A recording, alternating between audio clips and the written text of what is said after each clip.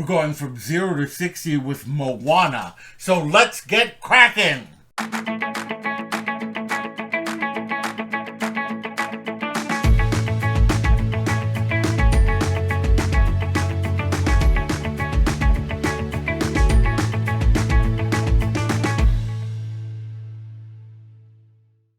Hello all my explorers, and welcome back to Loren's Adventures Out There. And if you're new, thank you so much for joining us. We really appreciate it. My name is Loren, and I'm with Castles, Capes, and Clones, where we discuss everything in the Disney universe. We talk Disney, Pixar, Marvel, Star Wars, The Muppets, 20th Century, Disney Plus, Hulu, ABC. If it's about Disney, we are going to be talking about it. So if you like that kind of content, we would love it if you would subscribe to our channel, hit the bell for notifications, and do like this post, as it really does help us out. So we are continuing our series from 0 to 60. Our look at the films of Walt Disney Animation Studios in chronological order. We started with Snow White and the Seven Dwarfs, and we'll end with the 60th film, Encanto. And today we are talking about 2016's Moana. Directed by the legendary directors John Musker and Ron Clements, Moana is a young woman who wishes to see what is beyond her island. When her island is in danger, she must find the demigod Maui to restore the heart of Te Fiti to make things right. After Princess and the Frog, Clements and Musker started working on adapting Terry Pratchett's Discworld novel, Mort. But Disney could not fully reserve the film rights. So they turned their attention to Polynesian mythology, which Musker had been reading on. He was intrigued by the exploits of Maui, and the two directors were given the go-ahead to move forward and develop the idea. The two were encouraged to go to the South Pacific to do some research, so they headed to Fiji, Samoa, and Tahiti to talk to people about the culture.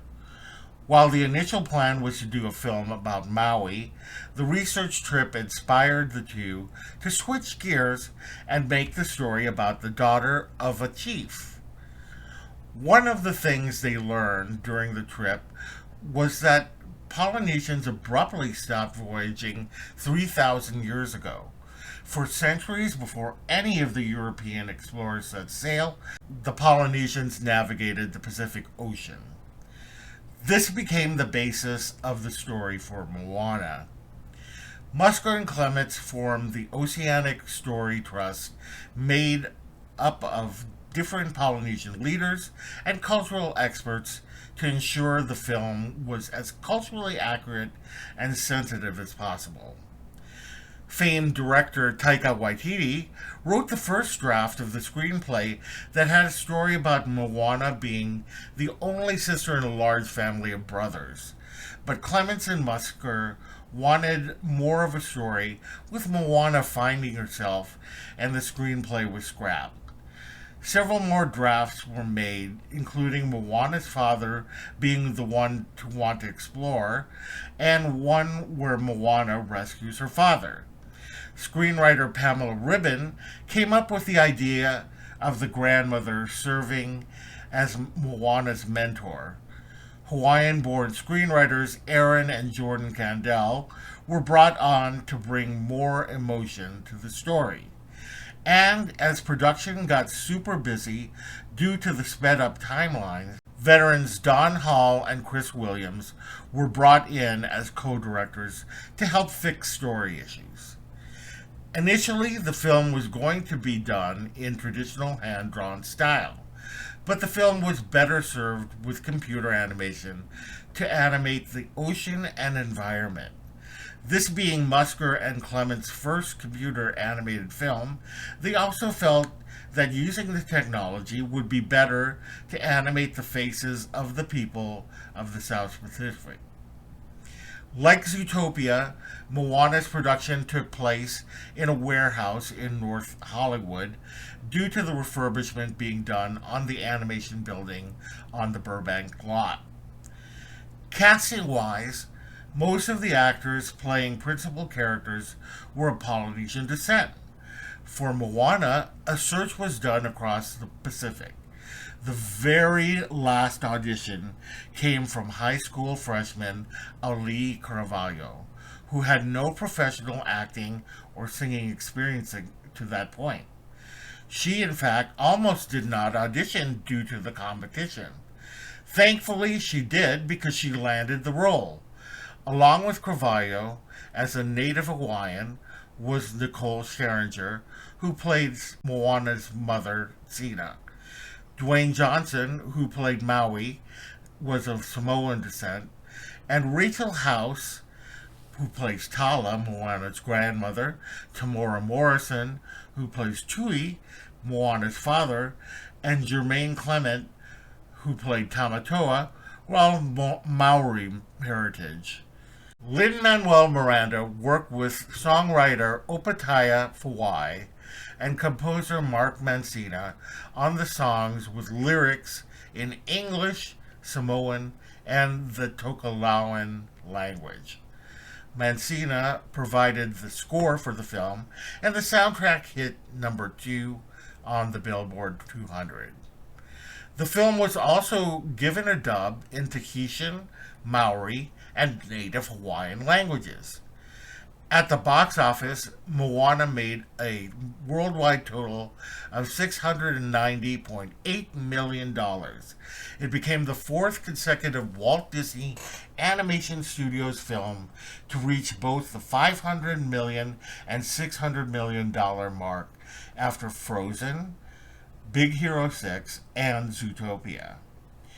Critically, the film scored 95% on Rotten Tomatoes, with critical consensus stating, with a title character as three-dimensional as its lush animation and a story that adds fresh depth to Disney's time-tested formula, Moana is truly a family-friendly adventure for the ages. Moana was nominated for both the Academy Award and the Golden Globe for Best Animated Feature and Best Original Song for How Far I'll Go. How Far I'll Go won the Grammy for Best Song for Visual Media. A Disney Plus series has been announced for 2024 and will be produced by Walt Disney Animation Studios itself. So what did I think of Moana? Well, I love Moana. She's one of my favorite princesses. And as you know, I'm big on representation. And I love the fact that pretty much all of the cast were of Polynesian descent in some way or another. And I just think that Ali Carvalho is such a gem, and the fact that she had not had any experience acting or singing. I mean, she was in her Glee Club, but that's the extent of it. She was a 14-year-old from high school, and she's just proven herself to be such a great actress, and I'm glad that she is getting roles and getting out there, so that's really fun. Dwayne Johnson, hello, The Rock. I love watching anything with The Rock. I mean, he's just so charismatic. And then, hello, music by Lin-Manuel Miranda. And he collaborated with Opataya Fawai. And Mark Mancina. Mark Mancina wrote a wonderful score for the film. So I just think that it's such a wonderful film, and I love her self-discovery, and I love the fact that there's not even a man, like romantic lead man in the film. Yes, there is Maui, but you know, in the end, she does it. She's the one that restores the heart of Te Fiti. And I just think that it's great. Anyway, what do you think of the film? Did you watch Moana? Did you love it? Did you hate it? Let me know in the comments below. Otherwise, if you enjoyed this program, we would love it if you would subscribe to our channel, hit the bell for notifications, and do like this post as it really does help us out. Visit us on all of our socials down below, and visit our website at www.castlescapesandclones.com. Thank you so much, and we will see you later. Bye!